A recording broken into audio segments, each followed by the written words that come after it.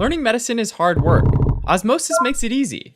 It takes your lectures and notes to create a personalized study plan with exclusive videos, practice questions, and flashcards, and so much more. Try it free today. In hyperthyroidism, hyper refers to having too much, and thyroid refers to thyroid hormone. So hyperthyroidism refers to a condition where there's excess thyroid hormones. The condition is also called thyrotoxicosis and is generally due to an overproduction from the thyroid gland.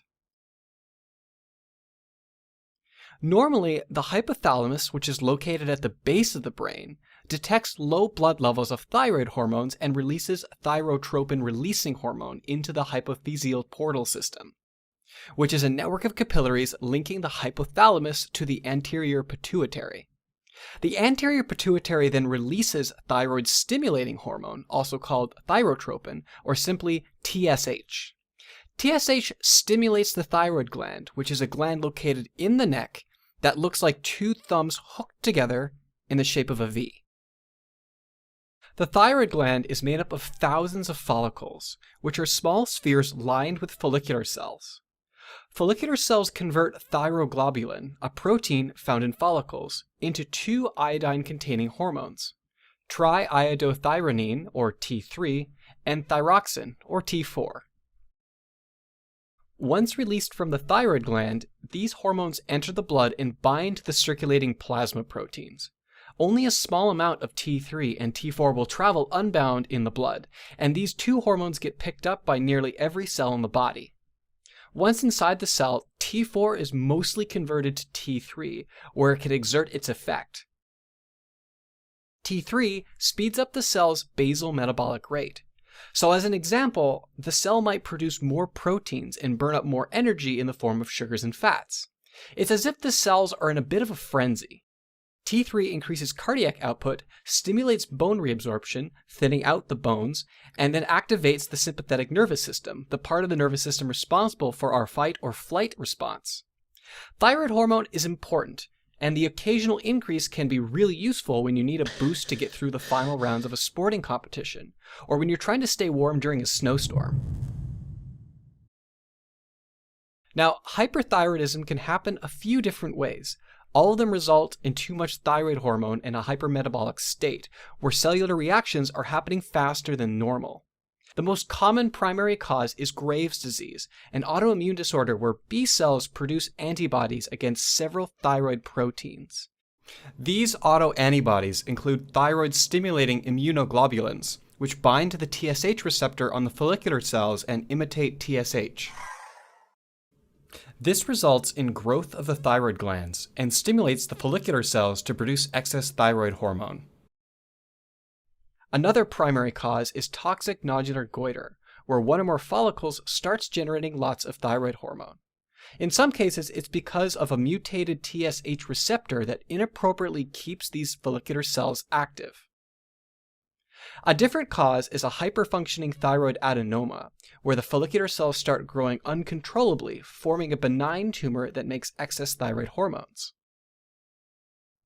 Also, anytime the thyroid gets inflamed or damaged, there can be a large release of preformed thyroid hormones. There's also Jod-Basedow syndrome, or iodine-induced thyrotoxicosis, which can develop soon after an iodine-deficient person gets a hefty dose of iodine. And finally, neonatal hyperthyroidism, which is when newborns who have mothers with Graves' disease start generating too much thyroid hormone in response to thyroid-stimulating immunoglobulin that crosses the placenta barrier and enters the baby. A secondary cause of hyperthyroidism is when there's a healthy thyroid that generates a lot of thyroid hormone in response to a TSH-secreting tumor in the anterior pituitary. The symptoms of hyperthyroidism include weight loss despite an increase in appetite because of the higher basal metabolic rate, heat intolerance because the body is producing more heat, and rapid heart rate, sweating, hyperactivity, anxiety, and insomnia because of the effects of the thyroid hormones on the sympathetic nervous system. Sympathetic overstimulation of muscles that control eye movements also make the eyes appear more open than normal, so you see more of the whites of the eyes. If the hyperthyroidism has been ongoing for a long time, there is a risk of developing congestive heart failure and osteoporosis. A thyroid storm is a life-threatening complication of hyperthyroidism where the body goes into a state of severe hypermetabolism. It can develop when someone with hyperthyroidism stops their treatment, develops an infection, or has surgery.